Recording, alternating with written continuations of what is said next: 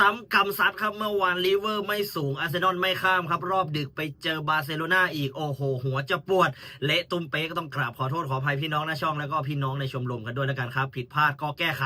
ไม่มีข้อแก้ตัวครับวันนี้3คู่พรีเมียร์ที่เราหยิบยกมาฝากกันก่อนที่จะไปพูดถึง3คู่วันนี้ครับฝากกดไลค์กดแชร์กดติดตามกด Subscribe ไปด้วยแล้วกันช่องแจ็คขับเป้านะทุกแพลตฟอร์มเลยแล้วกันครับวันนี้คู่แรกไปกันที่คริสตัลพาเลซครับวันนี้เปิดบ้านต้อนรับการมาเยือนของแมนเชสเตอร์ซิตี้ครับเมื่อวานอาร์เซนอลชนะไปแล้วซิตี้เองก็ยังคงเป็นทีมหนึ่งที่ลุ้นแชมป์อยู่ถ้าพวกเขาสามารถคว้า3แต้มได้วันนี้ครับพวกเขาจะตามหลังอาร์เซนอลแค่2แต้มเท่านั้นเองครับถึงแม้ว่าวันนี้พาเลทเองฤดูกาลนี้ครับจะเป็นทีมที่เล่นในบ้านได้ดีครับแต่ศักยภาพตัวนักเตะแล้วแผนการเล่นระบบการเล่นของเป๊ปกัวร์ดิโอลาและก็ศักยภาพนักเตะของแมนเชสเตอร์ซิตี้แล้วยังคงดูดีกว่าชัดเจนครับผมเชื่อว่าวันนี้ยังไงก็เฉือนได้บังคับชนะแค่เม็ดเดียวครับวันนี้มาลุ้นแค่เม็ดที่2เม็ดทิ้งห่างครับมองกันไปที่แมนเชสเตอร์ซิตี้ก็แล้วกันครับคู่ที่2ครับวันนี้ซันเดอร์แลนด์ครับเปิดบ้านต้อนรับการมาเยือนของนิวคาสเซิลถึงแม้ว่าโอ้โหซันเดอร์แลนด์ฤดูกาลนี้ฟอร์มดีซะเหลือเกินครับถ้าวันนี้พวกเขาสามารถเก็บชัยชนะได้จะขยับขึ้นไปอยู่อันดับที่7เลยนะโอ้โหทำเป็นเล่นไปนะส่วนทางฝั่งของนิวคาสเซิลเองผลงานในลีกครับลุ่มๆดอนๆประจวบเหมาะกับ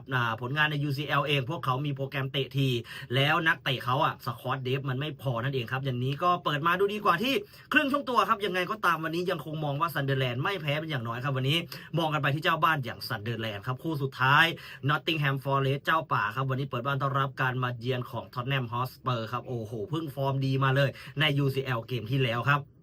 นะต้องบอกว่าทางฝั่งของ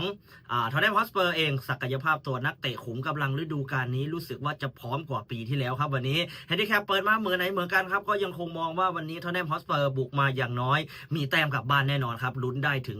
ชนะเลยก็ว่าได้ลุ้นได้ถึง3แต้มเลยนี่คือ3คู่ที่เราหยิบยกมาฝากกันวันนี้ครับรายละเอียดเชิงลึกเดี๋ยวเรามาเจอกันในไลฟ์สดตอน4 โมงเย็นครับวันนี้ฟังกันชัดๆอีกรอบครับตัวแรกแมนเชสเตอร์ซิตี้ตัวที่2ซันเดอร์แลนด์ครับตัวสุดท้ายวันนี้วางกันไปที่ไก่เดือยทองท็อตแนมฮอตสเปอร์ครับใครอยากได้เพิ่มเติมมากกว่านี้ครับก็สามารถเข้ามาติดตามเพิ่มเติมได้ทางเข้าหน้าโปรไฟล์ใต้รูปเลยส่วนแอปแดงแอปฟ้าเดี๋ยวผมทิ้งทางเข้าไว้ให้ในใต้คอมเมนต์ก็แล้วกันฝากกดติดตามไว้ด้วยผมไลฟ์สด4 โมงเย็นครับวันนี้เจอกันสวัสดีครับ